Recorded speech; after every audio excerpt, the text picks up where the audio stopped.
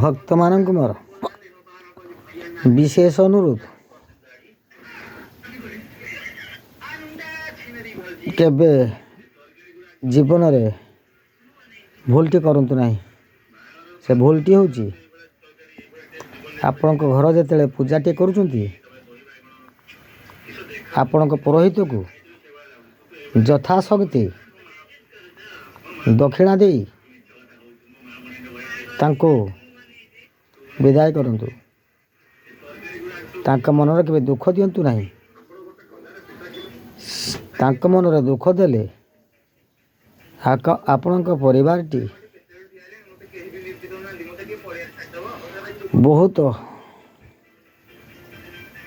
ଦୁଃଖମୟ ଜୀବନରେ ଦିନ କାଟିବେ ଏବଂ ଆପଣଙ୍କର ବିଭିନ୍ନ ସମସ୍ୟା ମାନ ଦେଖାଦେବ। ଜୟ ଜଗନ୍ନାଥ।